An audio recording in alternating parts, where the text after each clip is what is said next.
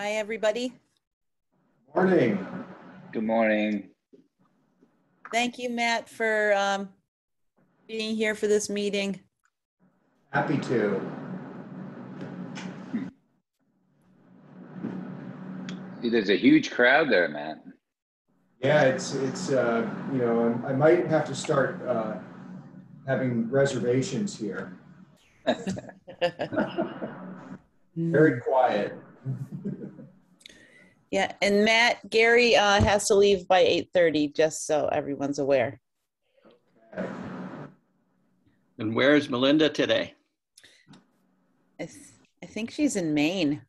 Oh, Yeah, all I know is she's on vacation and out of decent internet service range, which is a great place to be. yes.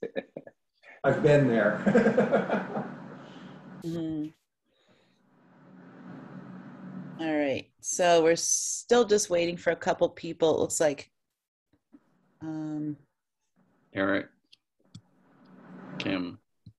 and Reed, right? Yeah. Well, in the meantime, just so people here are aware, Chapin and Kaner and I both took the pesticide applicator exam and passed it. So that means I can use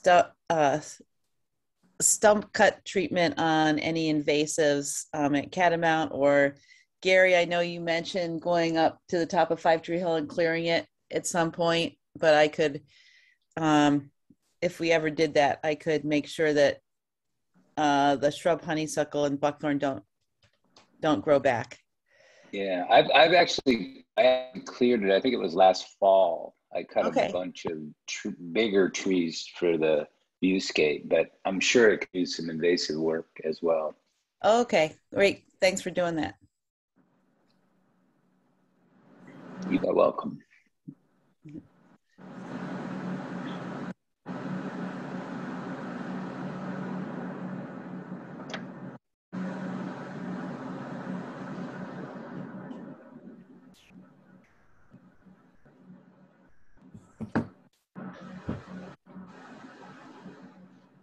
Reed, do you have any public comment today?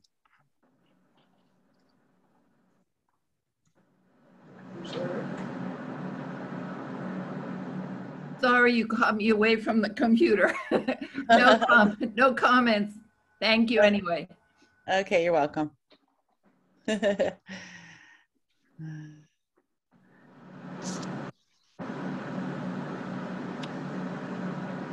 Morning, Eric.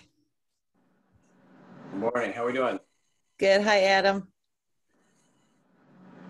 I'm Laura. I'm chairing the meeting, and Matt is here as the staff person to run the meeting. Great. Great to be here.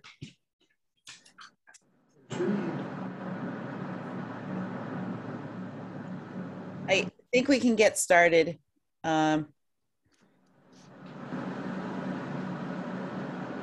Reed is here.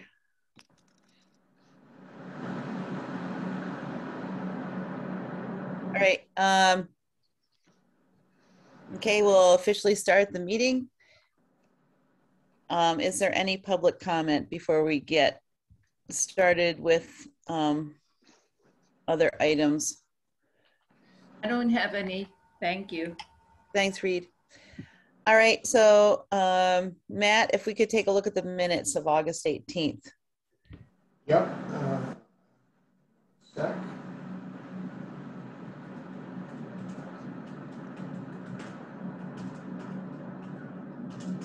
I'm having trouble getting on our server this morning, so I'm going to do this from the website, so I won't be able to live edit. Okay. If that's something you folks have been doing, but I will bring these up.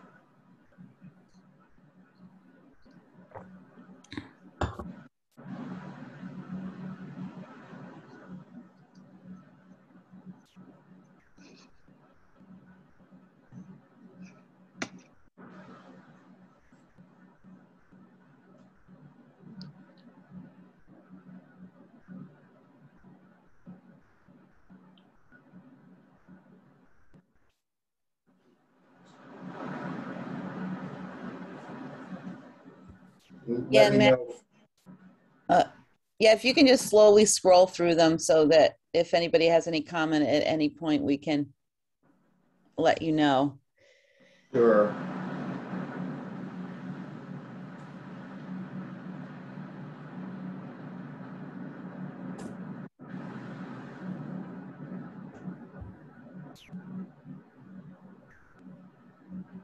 Just one minor item here.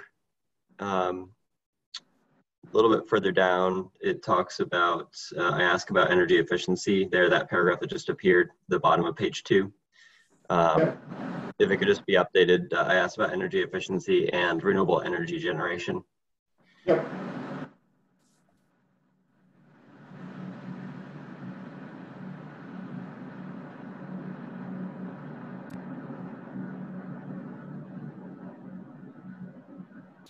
I have a question for you, Matt, on that renewable energy stuff.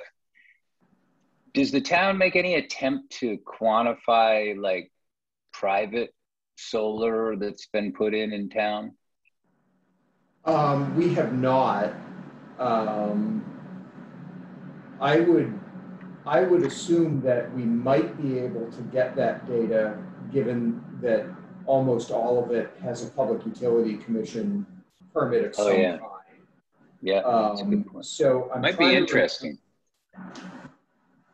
I feel like there's a Green Mountain Power solar map for at least the portion of Williston that's served by Green Mountain that identified even down to small residential.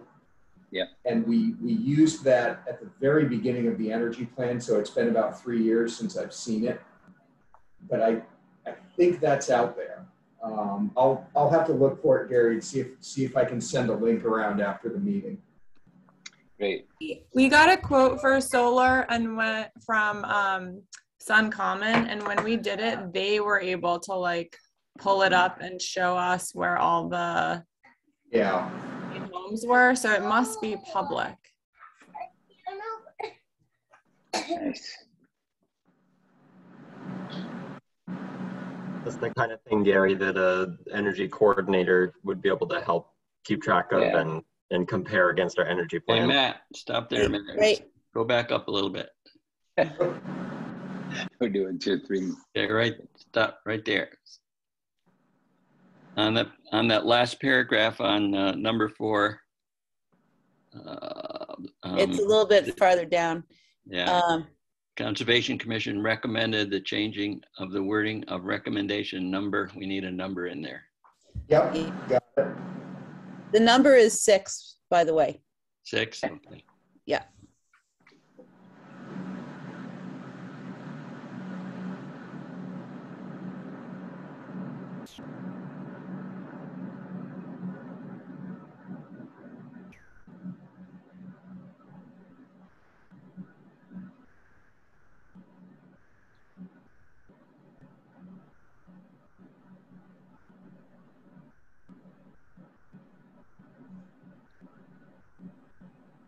Okay, stop there. That statement right at the bottom of page 3 that starts Melinda stated. Yep. I didn't understand that. Somebody can interpret that or change it to make sense. I think if we just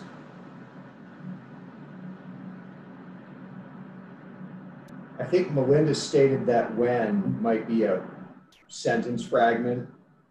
Yes. Just take out when. Take out when. Okay. Okay. Yeah, that does it.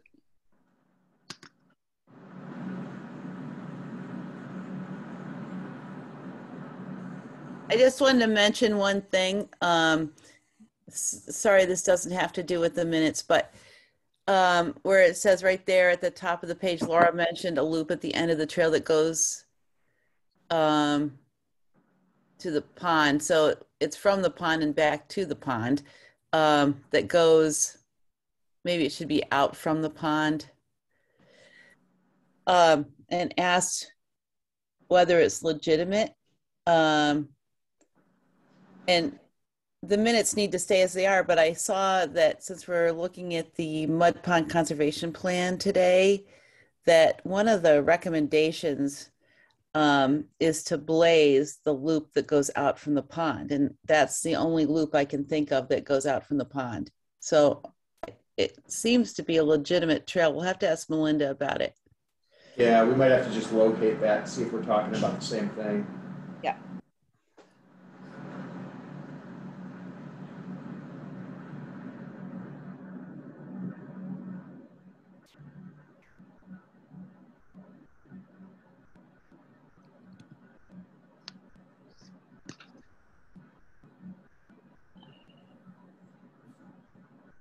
All right. Does anyone have any further comment or a motion to approve the minutes? Yeah, I just have one, sorry, Laura, one minor thing. I was not at this meeting, so I'll abstain from voting, but from reading the minutes, it looks like Gary was, and I don't see him acknowledged in the attendance list. And I don't know if that affects the count for the vote in number 3 for the approval of July minutes.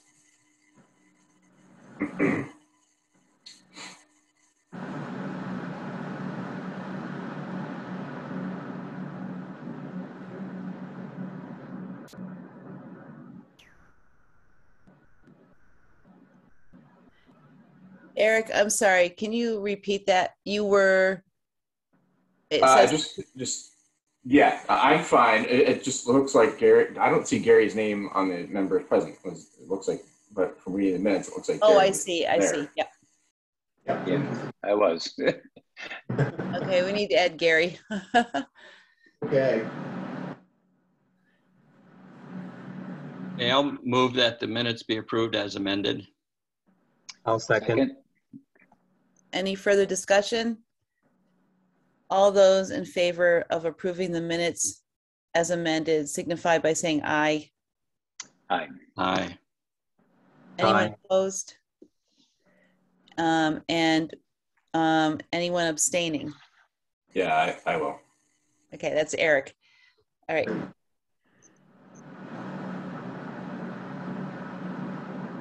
All right.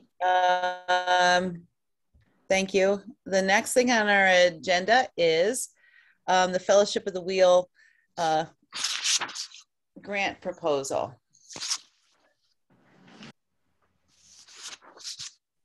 So, Adam, are you speaking about that? Yes, that is my purpose here today. I've been talking with Melinda a little bit about some ideas and projects we have for the future, and Mud Pond was identified as a possible location to install an adaptive friendly mountain bike loop based on the scope of work that would be required to do it. We did are you familiar with RTP grants through the state? Could you just repeat it for everyone? RTP grants. So we received an RTP grant through the state in 2018 for Sunny Hollow, one of our networks in Colchester, to do this exact type of project.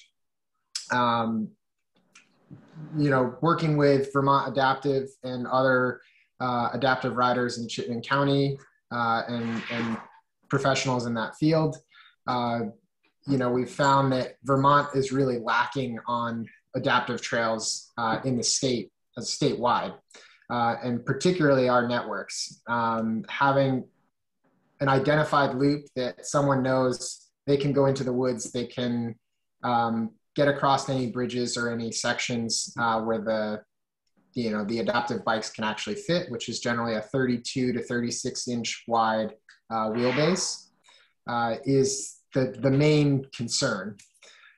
So this year with the URSA grants available, we did this in Chittenden or in Sunny Hollow, and we like to have accessibility for multiple user groups across all of our trail networks. So as we start identifying what locations are feasible to do this, walking the Mud Pond Loop, much of the tread is already would allow for one of these bikes to fit. The major inhibitor is bridging. We're also simultaneously, as part of this proposal, looking at Saxon Hill and working through a proposal there as well. Saxon Hill has a lot more bridges than Mud Pond does. And again, that bridge width is typically the biggest inhibitor. So you may have seen attached on the agenda for this meeting, there's a document that showed a map with a few red circles and then a series of photos in a scope of work to give you a little bit of an idea. And we actually use that to help develop a quote for the letter of interest to figure out what this would cost. But one of the reasons Mud Pond and Saxon tend to be better options, they're closer to Burlington, Essex, Williston, like the more populous areas of Chittenden County. We think that they have better accessibility to users in the community, and also not being situated in the mountains such as Heinsberg and Karst Hill, two of our networks in Huntington and Heinsberg. The grade of the land doesn't have as much, sort of camber in the trail that would require as much work to make the trail passable for someone that wanted to go explore the woods on an adaptive bike. So that's the scope in a nutshell. Adam, I just have a quick question. When you say Mud Pond, I assume you mean the country park and not the conservation area. Yes, okay, the county great. park, yes. Thank you. Yeah. We're not looking at widening all the boardwalk to 48 inches and all that. Absolutely not. Thank you for that clarification. So yes, the county park to the east of South Road. And in the specific scope of work, we would go up the sort of the main Mud County Park loop and then return on the Vast Trail. Because the descending portion of trail, I guess it would be further to the sort of east and north, is quite tight and technical, and there's too many areas that would, be a challenge. And so when we look at the scope of work, it would not involve taking any major trees down. That's important when we go through and sort of look at the feasibility of this. The hope is that we would have to do minimal impact to the tread of the trail as it is right now. There's a couple areas where the sort of like benched area, if you're coming across the hill, the benched area might be around 30 inches now, and we'd want to make that closer to 40 to 48 inches. And we've identified some of those through pictures. And, the other positive for this as well is this terrain and these trails also serve our beginner riders as an advantage as well. So it's sort of dual purpose to provide more spaces for people on adaptive cycles to get into the woods, but it's also more inviting and more friendly for beginner riders as well. That first bridge in the Mud Pond County Park, it's about 2 feet up and maybe 22 inches wide, 24 inches wide. And that feels like, walking a tightrope for somebody that's new to cycling. So bringing bridge width to 48 inches is much more inviting and enjoyable for newer riders and kids as well. We've seen not so much in Mud Pond as much as other networks, but some of our other networks where the bridges are 24 to 30 inches wide, we actually see a line in the ground, or the in the forest parallel to the bridge, because people don't want to ride those bridges because they're pretty intimidating. So this is something we're likely going to move forward, each one of these bridges as they sort of get to their age of use, as the wood starts to degrade. We're looking at replacing these with a wider bridge anyways. But that tends to be the largest limiting factor for beginner riders and adaptive riders alike. I'll also add in the scope of work, we considered, I think the trail goes by multiple names, but it might be the extension loop or Cody's, I think it goes by as well. And, would need a little more vetting, but a quick walkthrough of that trail looks like it was feasible to add into the scope of work as well, which would, provide a slightly longer loop, closer to like 2.5 miles rather than under 2 miles. So.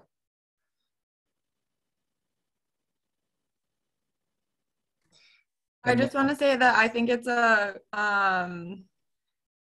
great idea to make Mud Pond more accessible, and it, as Adam said, I think its value is that it really already is sort of attractive for beginner riders and families, and so it will have that added benefit of making the bridges even more approachable, especially for children.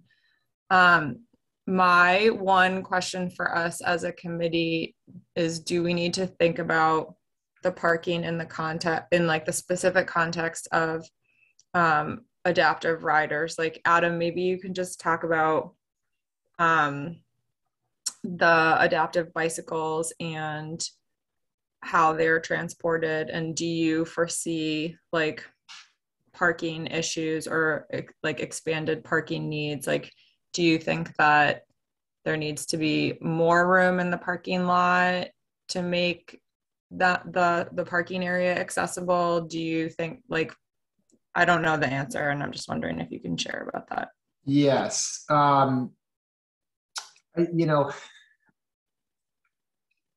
Ideally, there would be more parking at literally every one of our networks.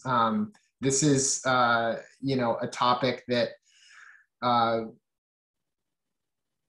we're increasingly concerned about, because this last year has definitely proved that many people are excited to flock to outdoor spaces, and across the state. I think that's a big reason for why many of these grants came about, is because communities were inundated with outdoor users and the infrastructure wasn't there.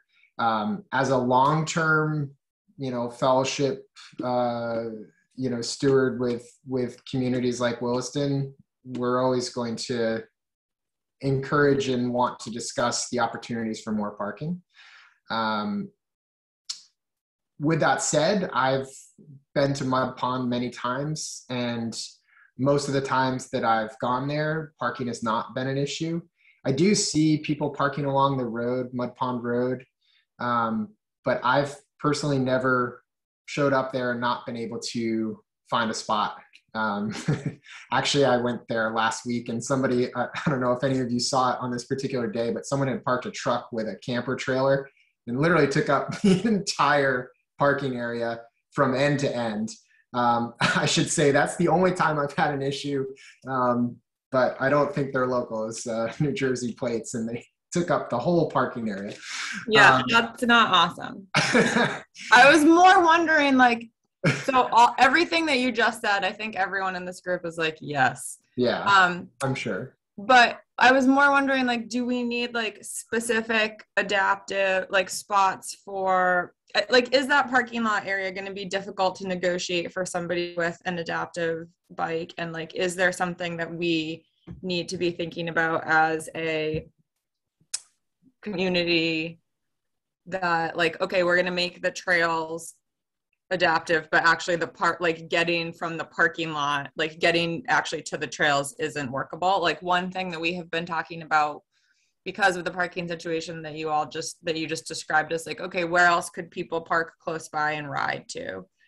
And I just don't know the ins and outs of how somebody on an adaptive bike might feel negotiating a roadway, or how much space they might need in the parking lot to like get their bike out and get going. Or so I'm more wondering if like, is there something that needs to be more, does the parking situation need to be more accessible? If we're going to create trails, can we, that are accessible, I want to make sure people can actually get into the trailhead. Yeah. Does that make sense? So on that front, I have two very close personal friends who ride adaptive bikes, and in both cases, that would not be an issue.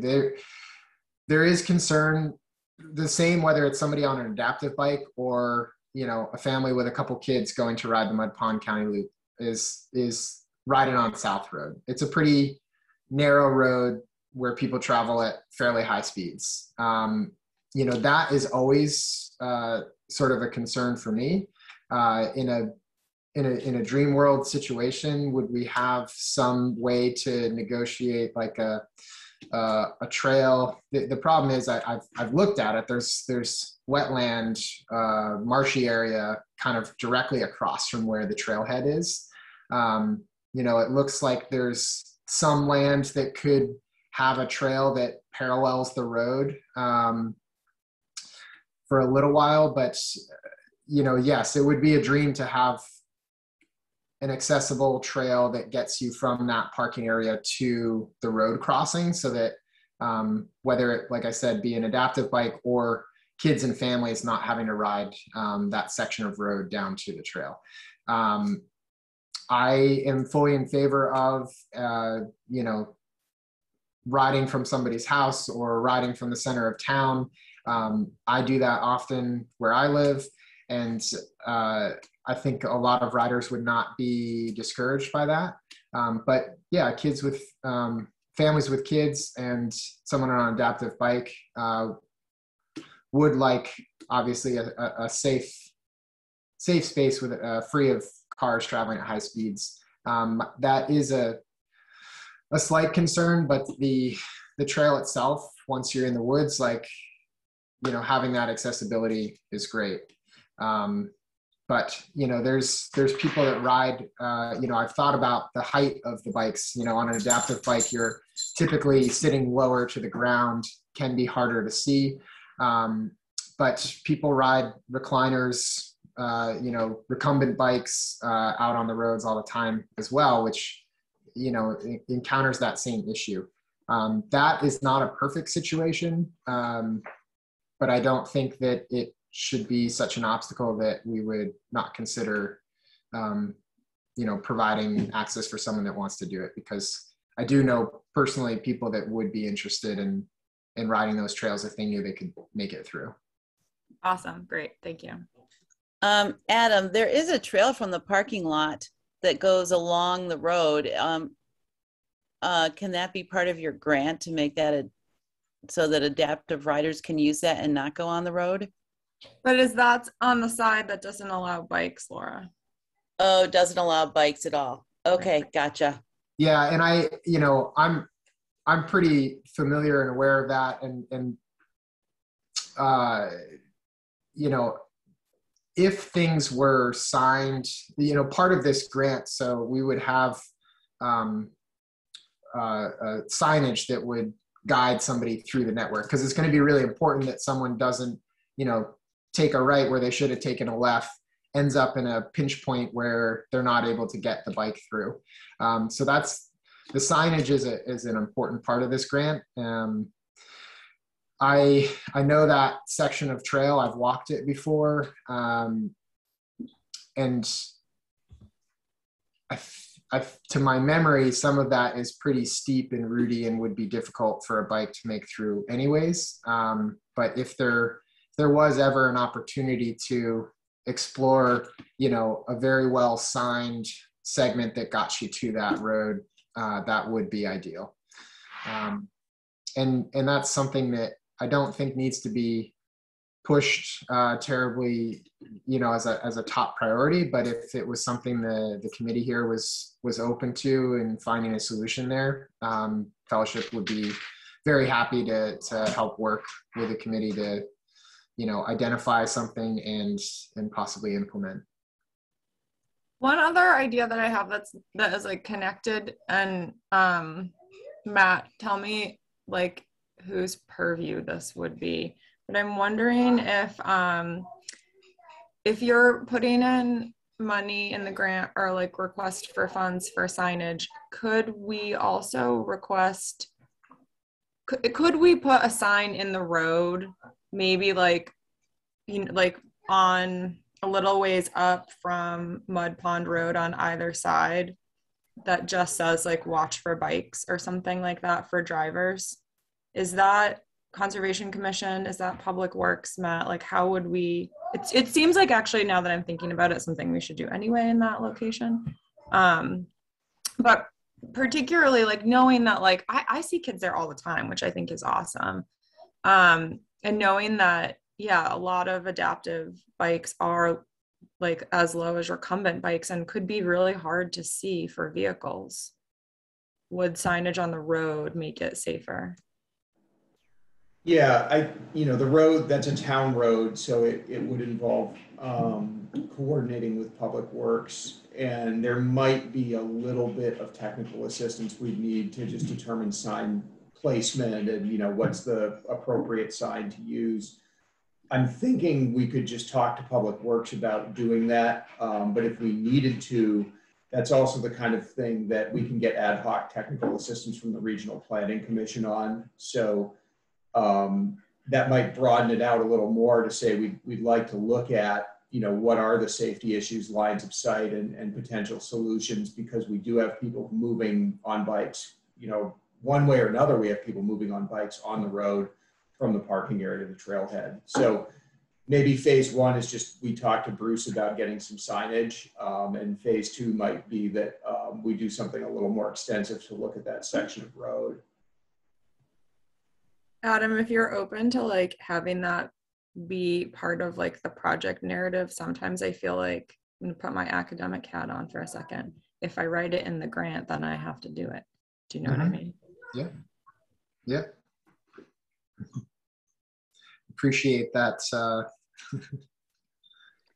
Yeah, it doesn't mean that you have to do it, Adam, but you could say work with the town of Williston to, facilitate that. Yeah, like it has to get done is more what I meant. Yeah. The important part of some of these grants is to have collaboration with the municipalities as well. So that's really the purpose of this meeting, is to find out what possible concerns there might be, what next steps or details would we need to include when we write this grant. Hopefully we would have a letter of support,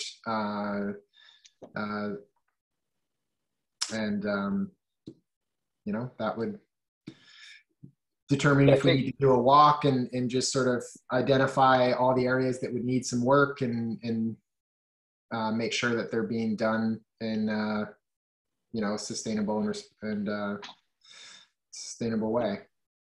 I think my concerns are similar to Kim's, mainly in the parking area. I think this is an issue we need to continue to deal with and somehow enhance parking or do something, because if we're essentially adding to the number of users to this area, if this goes through, so it's going to make parking a bigger issue. Yeah, when we talk about adaptive bikes in the state, it is a very small user group. And part of this grant, the reason we chose this project for this grant is because it is partially designed to serve, underserved community members. And that is definitely the case here. Like I said, it is a small number of users on the adaptive side. The added benefit of doing a project like this is it makes the trail experience more enjoyable for the beginners that are already riding there.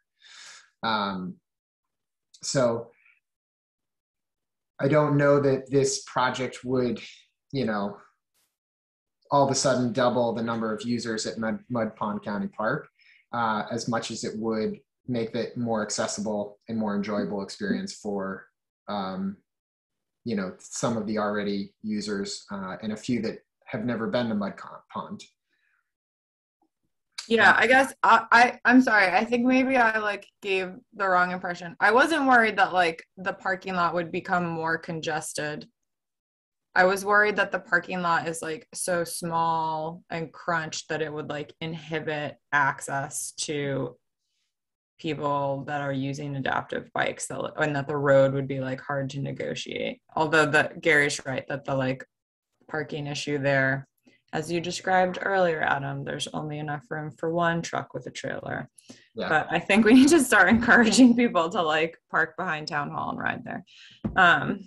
You know, one of my friends, he transfers out of the wheelchair, you know, directly from it's a Land Rover SUV, just the same as it doesn't need additional space to load and unload, and the bike loads out the back of the car.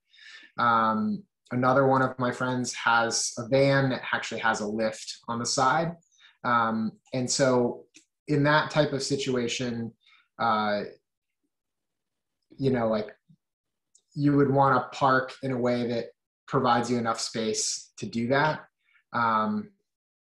So that's the type of situation that having more parking available, you know, we've thought if it was a larger parking area, like you could actually have a handicapped space. I was just gonna say, do we need to think about having, I know it's like precious few, but Matt, like, is that a possibility? Or like, if it needs to be accessible to a van with a lift, could there, you know, like, oh, maybe there's the spots along the road, or like the part along the road, is it possible to create like one or two spots? Matt's like, Kim, stop. First thing I want to say is there's nothing about being a trailhead parking lot that absolves you from needing to comply with ADA. Right, great. It could be an ADA compliant space marked out there, and I believe when we developed Suckerbrook Hollow Trailhead, we looked at this and determined a way that we could provide that. It, you know, dimensionally it takes up more space, but that, you know, that's not really an excuse under ADA. So, you know, what I would say at this stage is any examination of parking or further design out there, we'd want to look at including at least one ADA space, which I think as a proportion of the number of spaces out there is what would be required under the law. And then, I mean, you folks, I think all know we've looked at parking at Mud Pond from a design perspective and a constraint perspective several times. It's really constrained. It's really tough. You know, we continue to be open to alternatives, but it's been a huge challenge coming up with anything. You know, and parking along the road has been sort of limited to try to limit some neighbor impacts. But that's an awfully big road that's a dead end that serves a very small number of homes. I understand that it makes it less secluded when there's people parked up and down your road, but you know, it's a town road, it's a big road. You know, that's existing impervious disturbed area that's just sitting there, and would probably be one of the likely alternatives. And you know, we would continue to look at it, but I think as you folks know, and as Melinda's really familiar, we've kind of done it to death in terms of thinking about expanding parking anywhere nearby.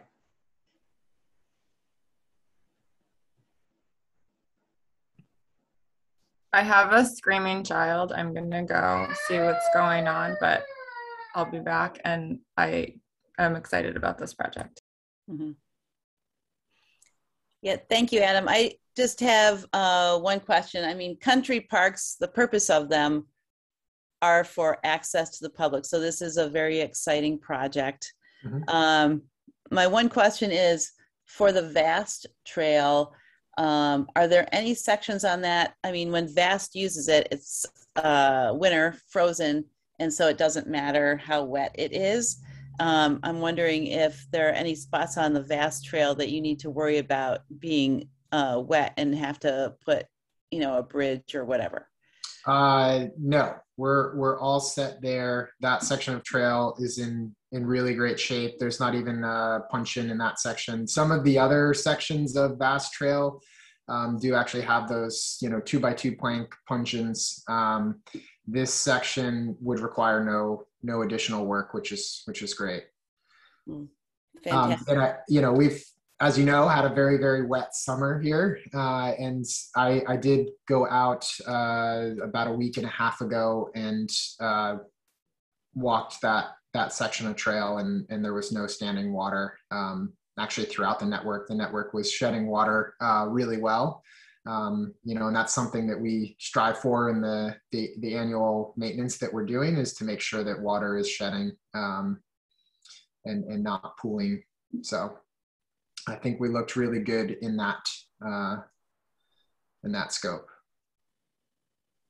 I've just been listening along, but excited about the project as well. And the concerns I was going to have were around parking, and those have been addressed. So thank you for speaking to those, Adam.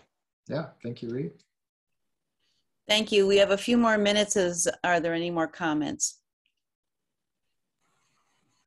I guess, Adam, the only thing I wanted to ask is, maybe you said this, what's the timeline again for applying for the money and possibly starting on working on the trails? So we submitted a letter of interest last Friday, the 27th, and decisions will be made by September 27th as to who will be invited, of all the applicants, who will be invited to do a full application. That full application is due November 15th. And the awardees of the grant will be announced, I think, sometime in January. And then from that point, you have funds will be available around, it's not an exact date that I know right now, but somewhere around April of 2022. And the expectation, the general standard, is that those funds would be used over the course of 2 years to implement, because some of these projects are quite large. The URSA grant is looking at shovel-ready projects, which this more or less can be shovel-ready by the spring, with some, you know, there's certain aspects of it that we can get to work on right away, especially with the bridges. So plenty of time for us on this project. It's not quite a pinch on timeline. We also did look at Heinsberg Town Forest, and we took that scope, you know, out of the scope of work presently, because they're doing logging there for the next 2 winters in the exact lots where we would have this trail. So the Maiden and Russell's Ramble trails are kind of a lower portion of the hill there, and those are getting logged in the next 2 years. And but we do have an adaptive rider that rides there pretty regularly, and is kind of hoping that one could be added as well. So we're gonna sort of, on our own maintenance plan, work on a few of the pinch points there. There's about 4 or 5 areas that, you know, if we work that into our trail plan, he could at least still ride there. But for the purpose of this grant and signage and making it, you know, accessible to all, this mud pond and Saxon Hill were the best candidates in our networks to help broaden what we've done at Sunny Hollow already. Thank you. Yeah, please let us know if on September 27th you get the go-ahead. That's very exciting. Yeah. I think it sounds like everyone agrees. Is there anyone that has any issues with this project? All right, Adam, thank you so much for the presentation. and good luck. And it might be useful or fun for any members to go on a walk with you at some point. If this project does pan out to be Or a done. ride. Or a ride, yes. I'm not really good at mountain biking, but I have ridden back there. A road bike Adam's like might struggle. world class, so he can give a demo for everyone. And if you Should need I work that into the grant proposal? And Adam, if you need a letter of recommendation, let us know and we can make sure that we address that. Yeah.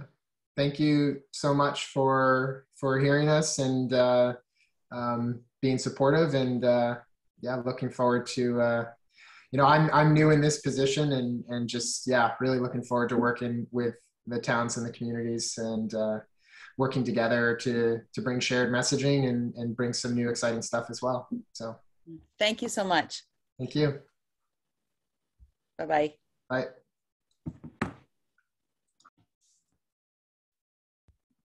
All right, well, that was fun. So now we're actually going to talk about the Mud Pond Conservation Area Management Plan. And Matt, can you bring that up, or?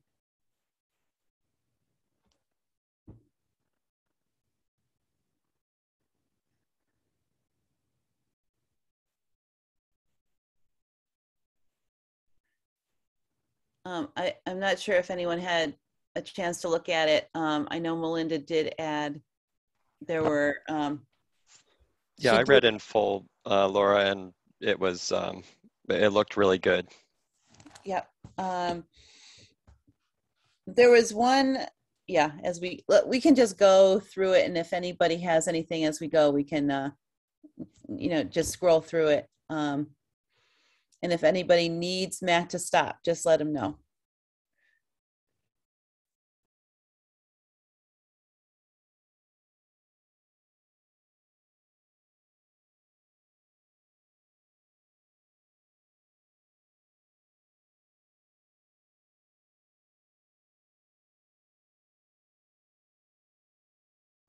Sorry, I just stopped the screen share for a second. My mouse was, it appeared stuck. I didn't mean to send you through it that quickly. Hang on a sec. Bring it back. It's just sitting here scrolling. Let me run back to the top real quick. I was gonna say, you're going through this quick. I know it's 25 pages, but. Yeah, I don't know what happened, Reed. It was as if the button was stuck on the laptop. Anyway.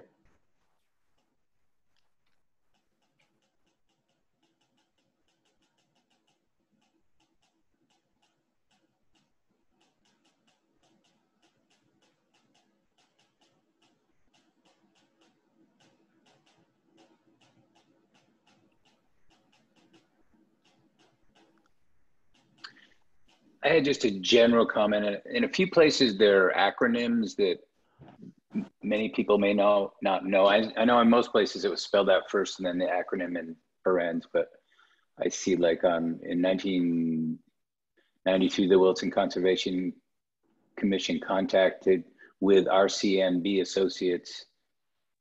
Well, I guess that's a consulting firm. I just didn't know if we should spell that out. We probably should in the first instance if we don't. Yeah, if we can. That was on page 2. I think those letters referred to the last names of the students that did the project, as I recall.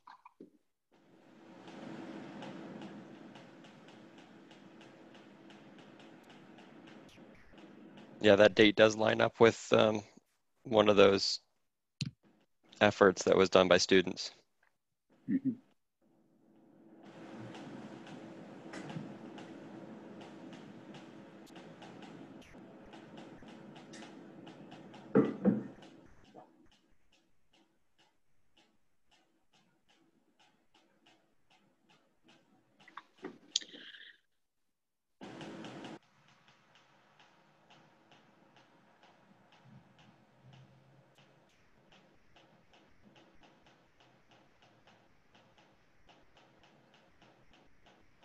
Well, I read through this too, and I thought that Melinda did a extremely wonderful job on this. It's really a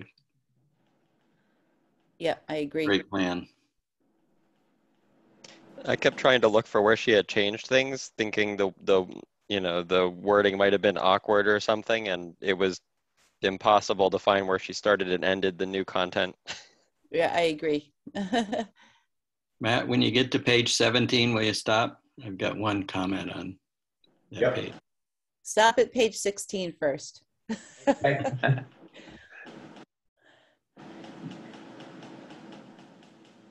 Okay, right at the bottom of the paragraph that says harvest of trees or plants, you can see that she said an exception can be allowed for the cultural harvest and use of trees such as black ash. So that's one thing we had talked about. Regarding that statement, Laura, should we say here through what process?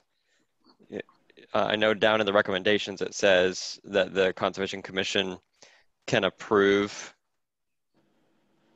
that use, but it doesn't say here in the paragraph that it would need to be approved by the commission. Okay, that's a good idea. Matt, can you, yeah, because somebody who's interested in doing that will wonder just by seeing that sentence how to do that. Yep. So yeah, something like with permission of the Conservation Commission, an exception can be allowed for cultural harvest. Yeah, that's good. Yeah. I will say that since we're here, I'm not suggesting the report or the plan necessarily needs to be changed, but I was out there a week or so ago, and I did see some Phragmites. I'm pretty sure anyway that was Phragmites right off the end of the jog that goes out to look at the pond. Phragmites listed in the list of invasive species. That's I think something to keep an eye on. Yeah, that's a good idea. Can we go up a little bit on page 16 to the paragraph on invasive species? Okay, right there. Let's see. Recommends addressing. Okay, that last sentence, not the last one, but 2 sentences up, it says, the plan recommends addressing the infestations near the pond first, as those will be more likely to spread. The town can target areas near trails for removal by volunteers and or a professional contractor as time and resources permit. I know, Reed, we had talked about recommending that infestations that impact the view be addressed. Oh yeah, I was thinking that's where you were headed. Yeah, that it's not just about spread of invasives, but also the ones along the pond's edge seem to be inhibiting enjoyment of the conservation area more than the ones along the trail. Yeah, we can't get rid of everything. So that's where we would probably need to start. So if we could say the plan recommends addressing infestations near the pond first, especially at where view is impacted or something like that. Okay. Okay. All right. Thank you. I think Carl's up next with page 17. Yeah. Okay. Stop at the trail closures. Show the whole thing about trail closures and stop there. And my comment is on the 3rd paragraph where it says, although the WCC will make reasonable attempts to allow a 2-week notice period for trail closures.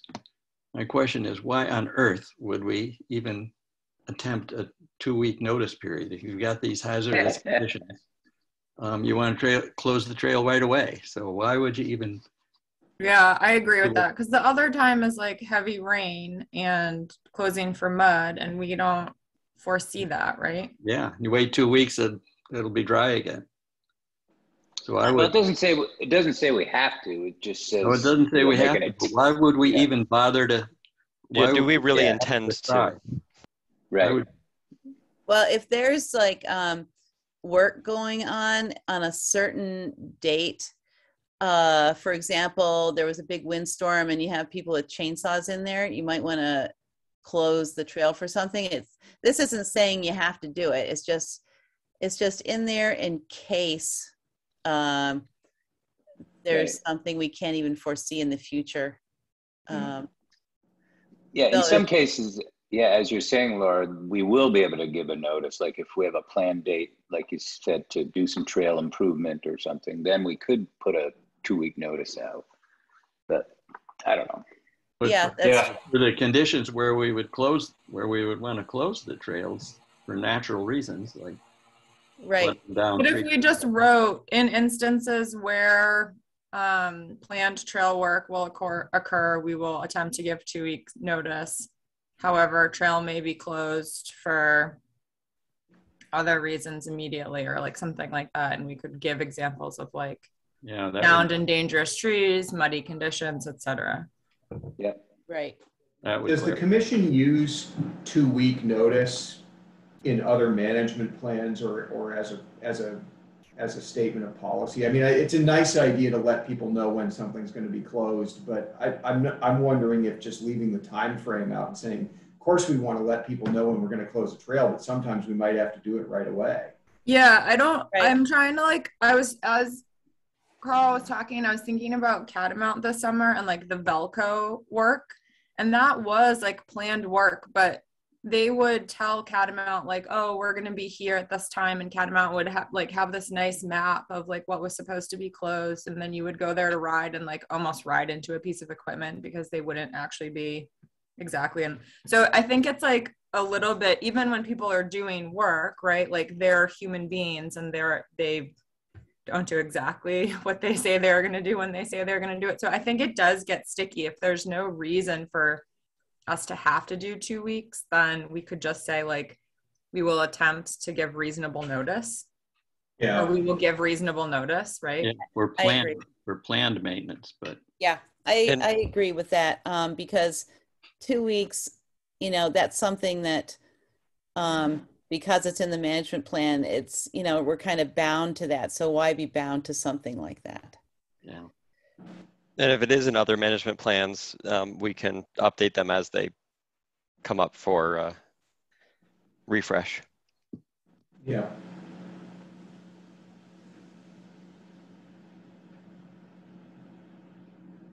Should I keep scrolling? Well, that's all I wanted to say about trail closures. Yep, keep going. So if we correct that, that's fine.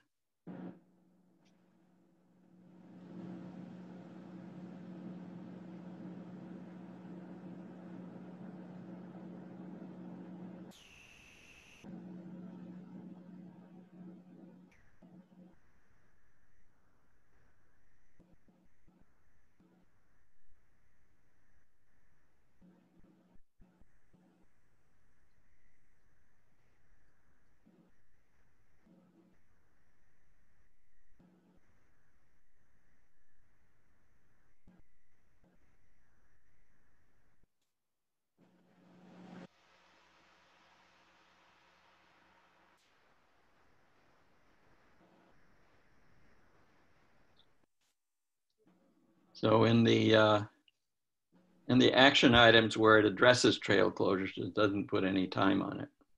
So that was good. Right. Yeah, that's a huge action list. Yeah. I think it's pretty accurately captures the involvement the town has to have in an area like this. It's a lot of work. Priority and use, and given the resources that are there. So I think it's expansive, but it's honest. This is what it takes. Yeah, it does say block off unofficial trails to discourage use. But earlier, and I think it might have been on page 10, it said blaze the loop trail near the pond. So should we take a look at that together? Yeah, if you could go back, I think it was on page 10, there was a place that says recommendations. Maybe it wasn't on page 10, but no, I don't see any recommendations there. Go up. Trailing. No, Would have been below the map probably, because the map's where it started talking about the different trails. Yeah, I'm sorry, I don't know where that was, but I wrote it down. It did say blaze the loop trail near the pond under recommendations. So if that's the, right, might be there. Yeah. There we go. Page 14. Yeah, blaze the loop trail near the pond. So I have to imagine it means that one that we walked on where we got to the viewing structure and then we turned to the right and looped around. yeah, that's what I think. And I know that's very popular with the people we walked with. They said that was like their favorite part of the trail. It's just not on the map. Should we say blaze the loop trail near the pond and add it to the Well, I town think, map? there's still a little bit of a question whether it's an official trail, it sounds like first, right? Or is it? I thought we were gonna run that by Melinda. Yeah, for I think, sure. yeah, Melinda needs to let us know, I guess, because It is well established, and it did have the arrow Yeah, pointing, it did. showing that clearly it was acknowledging people have been using it. Whether it's a mapped trail or not is another question. So maybe we ought to, at the very least, ask Melinda about that issue, and then maybe change this. Like if it has to be discussed, we could say something to the effect of, if it is determined to be an official trail, then we need to blaze it. right. Yep. I hope it is, because I know, well, it is a nice little loop. I think people would, even if it wasn't official, keep using that every day. Well, So, that's the thing, is if it's not well marked, and if it's not well maintained and people continue to use it, that's maybe more of an issue. right. So I think it would be better to make sure that it is an actual loop that's on the map that we help maintain. So anyway, that's just my 2 cents, but we need to ask Melinda about that.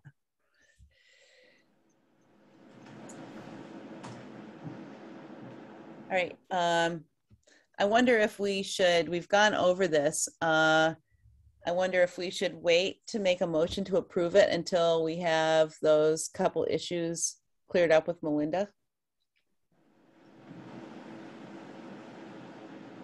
Does that make sense? Seems reasonable. Okay.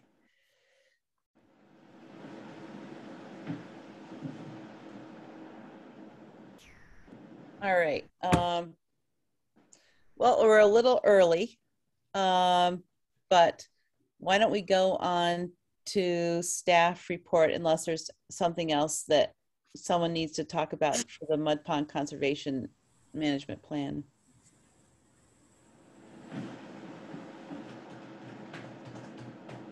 All right.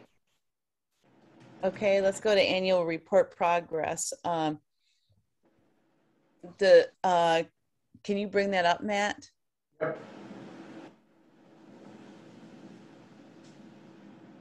Since we have time.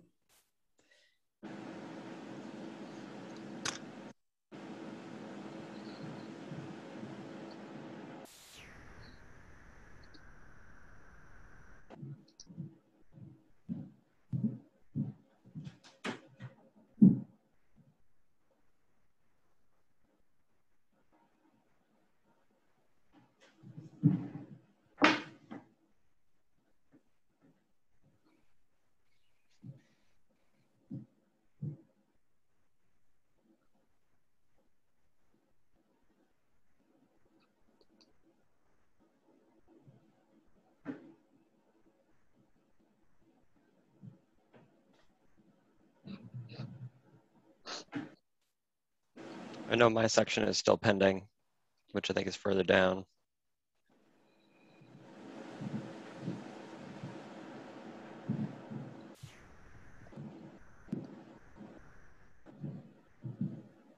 So my section in the Albrook water quality, I added that in, but it was purely from fuzzy memory. So Melinda will definitely have to review that for accuracy.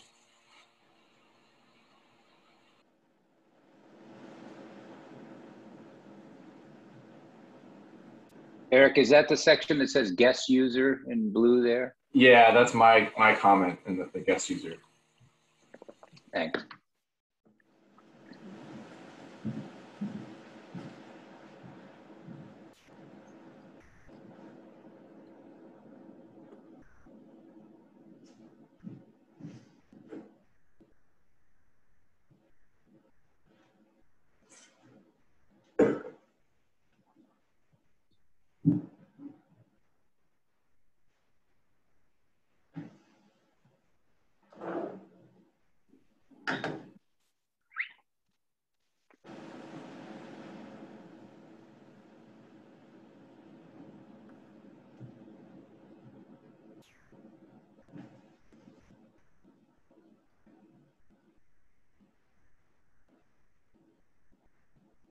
Laura, you're muted.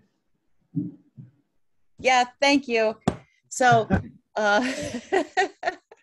it looks like it's pretty clear what parts still need to be added. Does anybody see anything else that needs to be added or changed? Well, the respectively submitted thing that you've got on the screen now, is it respectively submitted by the current list of officers or the prior list of officers? I think it has to be the current, I would think it has to be the current list because we're the ones approving it. Yeah, but I would think too, so that needs to be changed. Yeah, Yep. so it needs to list you as chair, Laura. Okay, yeah. And Terry as vice chair, right? Yeah. Right.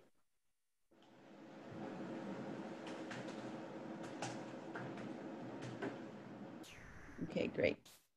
And let's see, 1, 2, 3. We just have to put, yeah, Reed in back in there and Kim.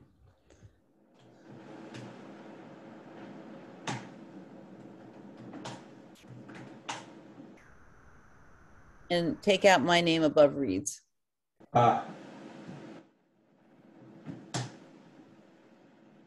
Thank you, Matt. The formatting when we get it. Yeah, we can do that later. Yep. All right. Okay, so we still have time to work on this. So we can go on to our next staff report. I wasn't sure about the Champlain Valley Conservation Partnership activities. I mean, Melinda is the one that would be able to explain that. So unless somebody else looked at that and had any, yeah, I think we can skip that. So, Anne, you're on. Muted too. Okay, can you hear me? Yes. Good morning. Morning. Okay, you wanted just me to give you an overview of what I've been up to this summer, or is there anything specific? Do you want to start with an overview, and then I'm sure we'll have questions and discussion after. Okay, sure. Yeah, so it's been a great summer. I think the trails are in excellent shape. Fortunately, we didn't get hit with the weather the southern part of the state got hit with, and it's been pretty, pretty basic. So I guess, I've been working about 18 to 20 hours a week on them. And in terms of what I think about, I guess I want the user experience to be a good one. And for me, that means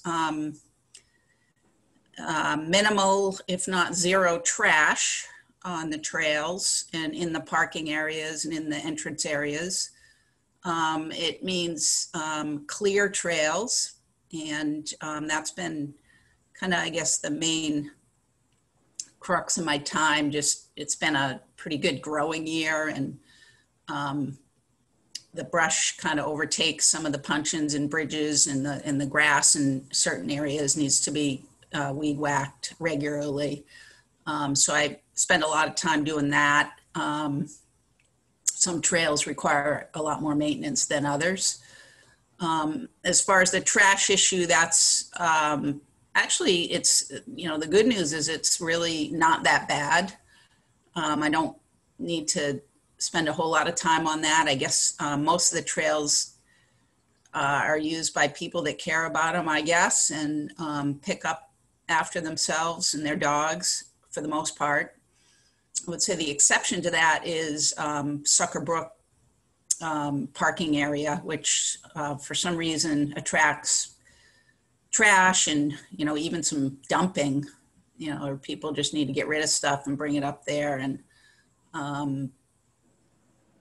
not sure why that is, but I do get the impression that that trail is used by non-residents, or there are a lot of non-Williston residents that come and use that trail for whatever reason, the location, or for some, maybe it's just more well known, not sure. So I try to head up there at least once a week and pick up the parking area. The other sort of common trash issue is on 5 Tree, and for some reason people like to leave their waste bags on that trail. I don't know why it's that trail and isn't really too many others, but it's no big deal. I just go up there once in a while and pick that up. So you're talking about dog waste, Dan? Yeah. Okay. Yeah. And you feel like that one in particular is right. Has been the worst. I'm wondering whether there's something we can do there. They put the dog waste in the bags. They just, I think what happens is they just leave the bags at the beginning of the trail. Like the dogs go in, they do their thing right off the bat. They clean it up and they leave the bag to, and they intend to get it on the way back is what I think happens. And then they just forget. So the fact that they're doing the right thing and putting the waste in the bags is terrific. And forgetting it is, happens. And so just go up there and grab those. I'm generally not an advocate for more signs, but I'm wondering if we could try something maybe temporary that, with this, just a sign on the way out of the trail, like, I don't know, 50 feet or so before the entrance as you're headed out. Hey, did you remember to pick up your pet waste bag or something like that? Yeah. See if that helps. Yeah.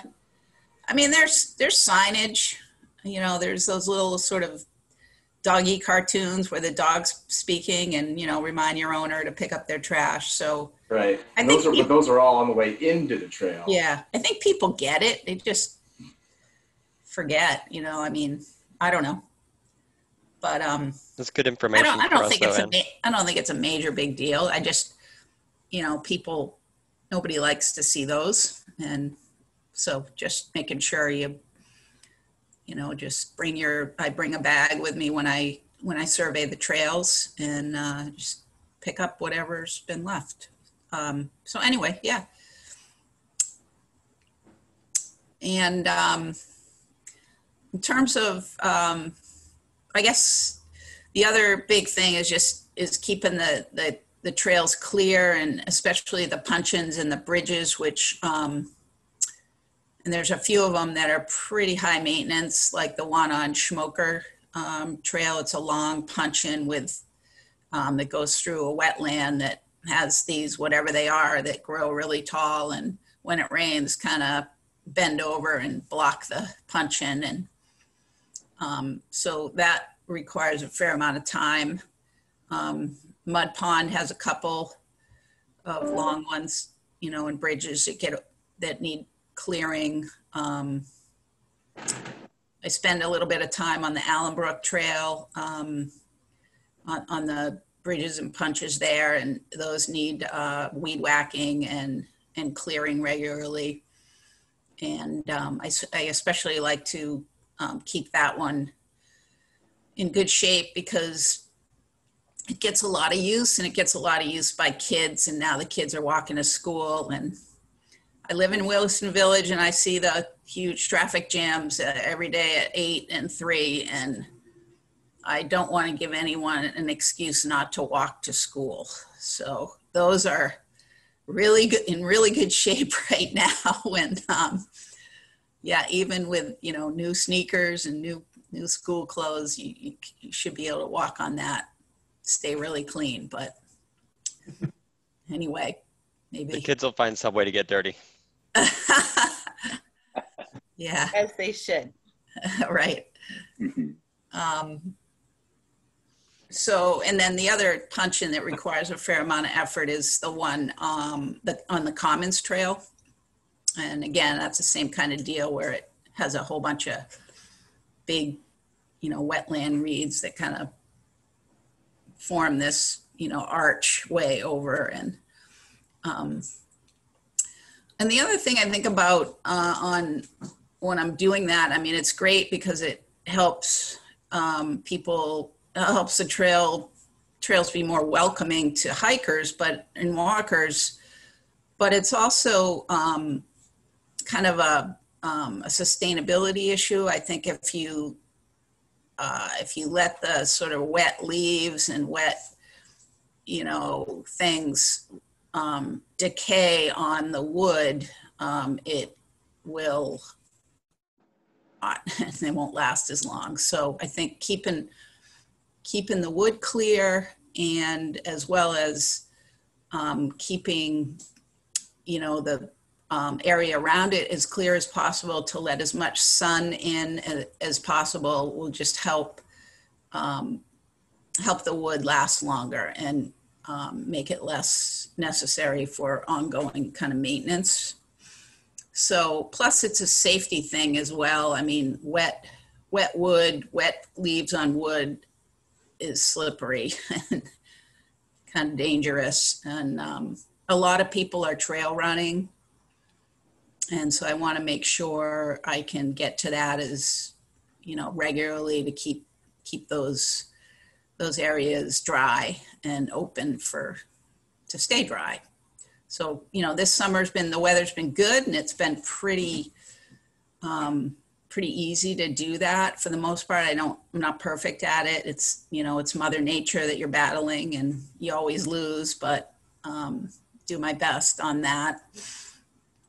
And then, you know, the first part of the summer, I spent a lot of time on just the infrastructure, you know, the signs and, you know, painting some, adding some, and also just replacing some rotten boards on some of the puncheons and bridge areas, the little ones that I can do.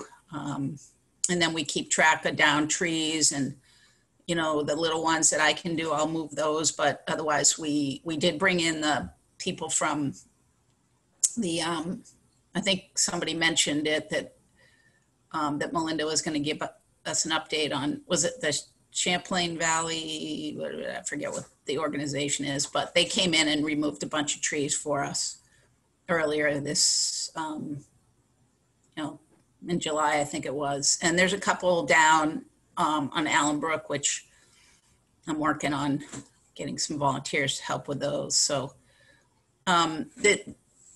the higher priority trees are the big ones that make the trail impassable, and then people start going around them and creating other trails, which we don't want to happen. So we try to get to those, you know, quickly so that that doesn't happen. So those are, you know, we've got those in pretty good shape. So that was kind of what I did the first part of this summer. And then the last 3 or 4 weeks, I've been marking the boundaries, which is a huge job and needs to be done every year, I guess, from a regulatory reasons. So I have to, you know, walk all the boundaries and change the dates on all the hunting signs. And that doesn't sound like a big deal. And when I first talked to Matt and Melinda about this job, they kept mentioning that. And I'm like, well, that's no big deal. It's easy. Well, now I know what they meant. You're getting a few steps in, I'm sure. Oh my gosh. And you're really, yeah, it's kind of part treasure hunt and part jungle crawling. So it's pretty challenging for sure. And, but that's, I would say 98% complete. And I think some of the last few signs are in places that just, we need to wait until November to get to. They're just, it's just too hard to get to. Yeah, so I'm glad that's over with, but we've got that done for the year, pretty much. Thank you. Yeah. So, and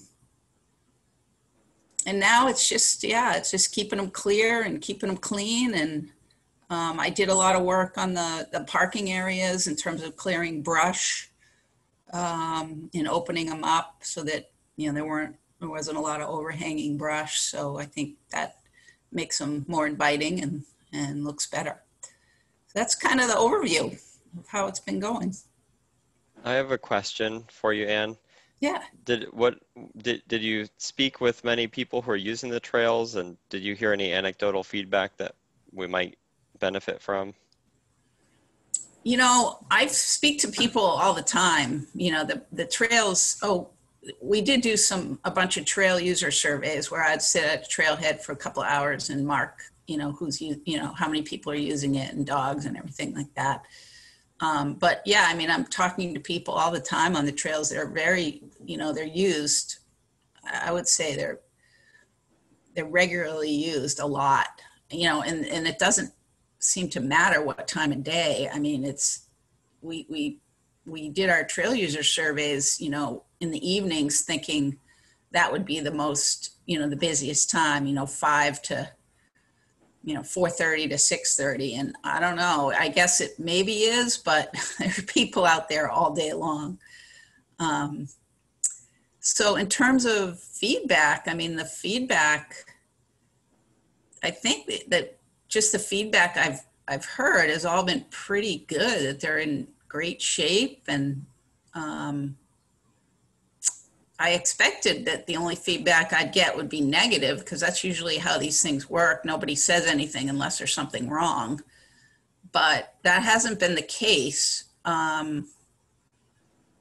So I don't remember any feedback where, you know, there was a request to do something different or change things. I mean, Melinda would probably get that in the form of an email or phone call or something. And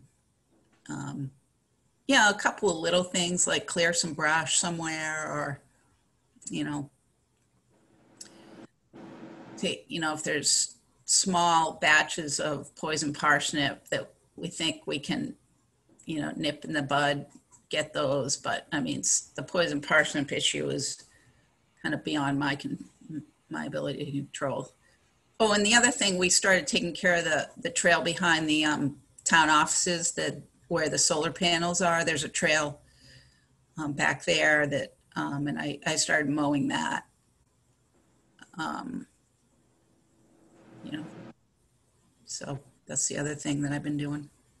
And on that sounds like a lot of amazing work. Thank you for doing that. I don't know if you were on earlier when I mentioned I was at Mud Pond conservation area.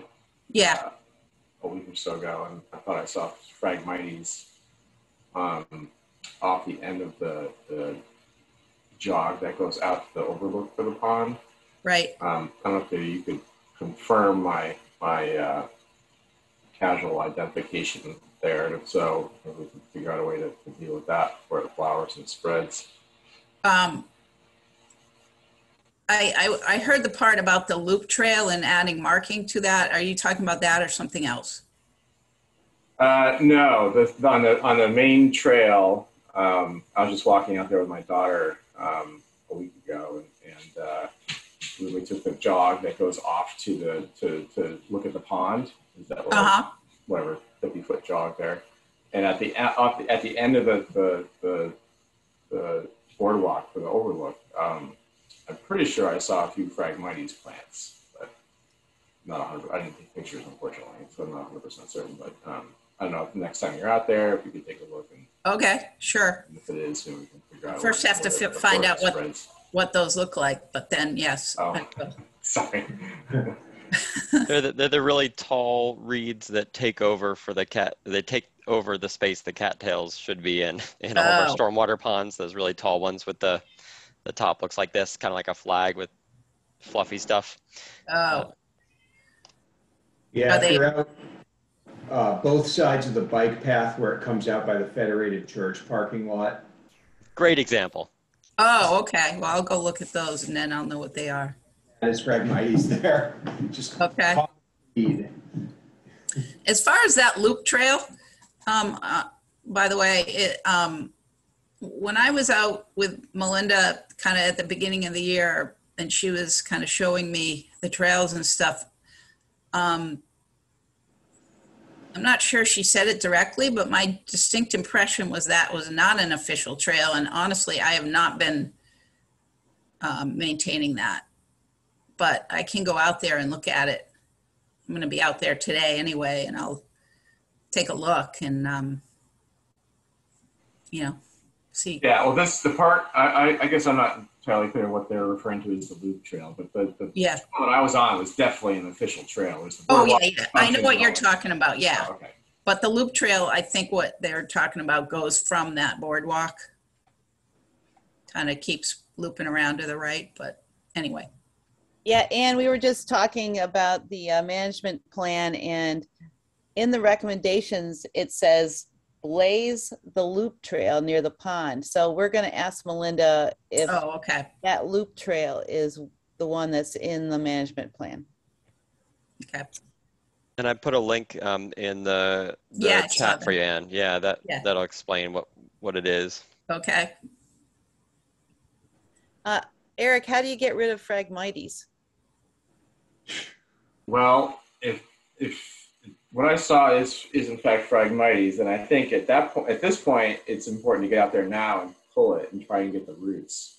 It's the frag Yes, they at the dig it NOI out. road is starting to flower, so you want to obviously get it before it goes to seed.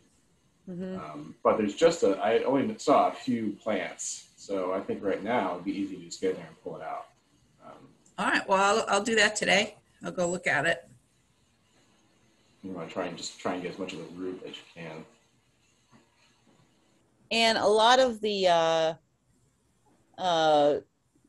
shrubs and trees that kind of grow into the path, I've noticed, especially along like the Mud Pond Vast Trail, they kind of grow into that bridge where the beavers make their Oh, yeah, yeah. Right. yeah.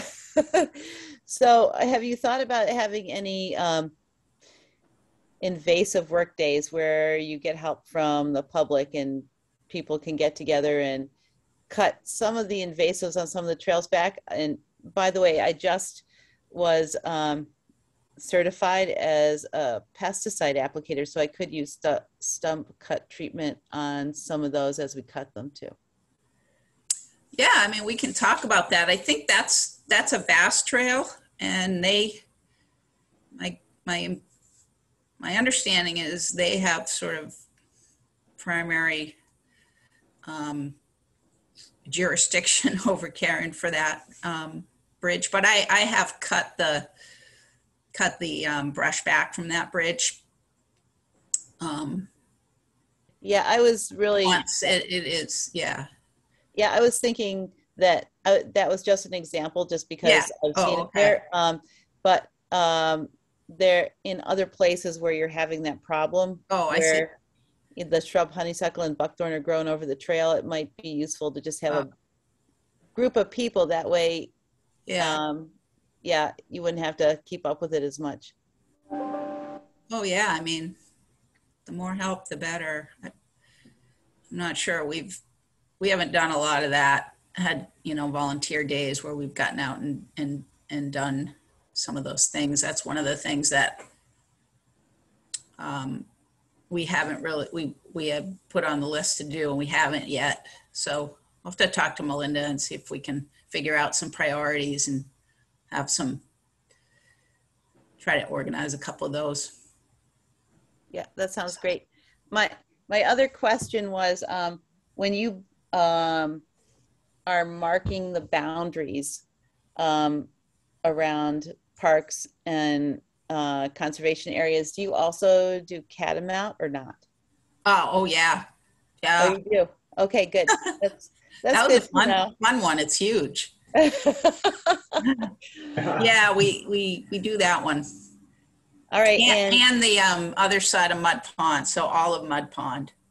wow. And do you how do you mark? Do you blaze with paint or how? No, there's signs already, existing signs. They're the white signs that say hunting prohibited.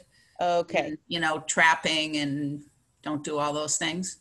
And then there's little stickers at the bottom that I guess for regulatory, they require you to have the owner, which is the town of Williston, and then the date, and they have to be, the dates have to be updated every year. So we peel off the old sticker that says September of 2020, and we put on the new sticker that says September of 2021. And they're supposed to be every 400 feet, I think, but I swear to God, they're every, 100 feet. I mean, there's literally hundreds of them. Wow, thanks for doing that. And you have to find them first, which is, kind of fun. It really is like a treasure hunt. And then update them. Thank This is you. a ton of work, Anne. Thank you so much. You've been, you've just killed it out there this year. Thank you. Yeah, everything looks really good. The signs are beautiful. Thanks. Thank you. Good. Glad to hear it. Yeah, and I can just say from the department and staff perspective, this has been a really excellent trial of having Anne as a part-time employee doing this work. The stress level of handling it this way versus handling multiple contractors and or Melinda herself having to go out and try to fit this work in against all of the other things that she works on. And from the director's perspective, my perspective, being able to work with Melinda on some of the planning load that we see in the office, knowing that she's got someone out doing the boundary marking and keeping an eye on the trails. This has been just light years beyond what we were ever able to do before. And really, Anne, thank you for, being part of this, in my view, just unqualified success for the town in staffing this up and making this happen. It's been really great to see. That's great to hear. Yeah, I've enjoyed it. It's fun. That's great. Thank you, Anne. I hope the ticks haven't been too bad this year. Oh yeah, I was going to ask about that. I haven't had any that I know of. Hopefully, good thing about the drought. Well, the mosquitoes have been really bad the last few weeks, though. Oh yeah. They've been really bad. Does anybody else have any questions for Anne? Anne, thank you again. Okay. Thank you. I'm gonna head out there. Okay, thanks. Okay, Maybe we'll see you out there. Okay, bye-bye. That was the last thing on our agenda. Does anybody else have any business they wanted to talk about? Okay, thank you, Matt. Thank you, everybody who came. And I'm happy that Melinda's having a vacation. She probably really needs it. Anyway, I officially call this meeting adjourned. Have a great weekend and Labor Day. See everybody. Thanks, everyone. See you all. Bye. Bye.